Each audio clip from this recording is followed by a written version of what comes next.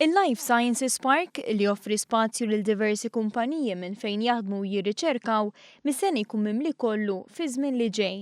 Sansitru mistenni li jkun hemm bżonn li l-pajjiż iħares lejn proġetti oħra simili jew estensjoni tiegħu. Ikkonferma dan ma' One News iċ-Chairman tal-Malta Enterprise Mario Vella.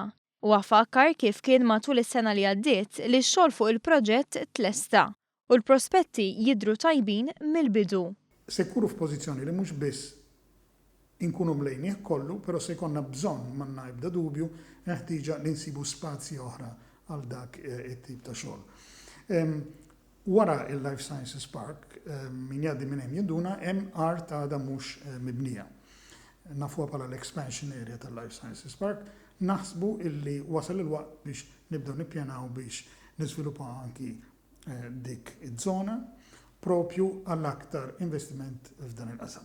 Intant, fl-aħħar sentejn kienu 21 il-proġetti ġodda li bdew joperaw wara li kienu mejjuna mill-Malta Enterprise. Filwaqt li għaddej xogħol biex 18 il-proġetti ieħor jibdew joperaw fi ftit tal-jiem. Mario Vella spjega kif mill-approvazzjoni ta' proġett għat-ħaddin tiegħu hemm proċess. Billi inta approva proġett, dan ma jfissirx immedjatament illi se jibda jiffunzjona u jimpjega n-nies li hija l-iktar ħaġa importanti għalina.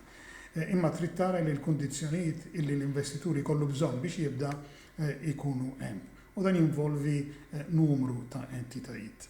Però naħseb hemmhekk kellna suċċess. Il-Malta Enterprise qed ħares lejn l-2016 b'ottimizmu. Dan bilan li sostni li rwol ċentrali tagħha għas-suċċess ekonomiku ta' Malta. Il-prioritajiet huma sempliċi li noħolqu x-xogħol, illi noħolqu jobs sostenibbli u li jkollhom ċertu sustanza. Se nippruvaw illi s-sena li ġejja 2016 tkun mill-inqas tajba daqs is-sena li għaddiet.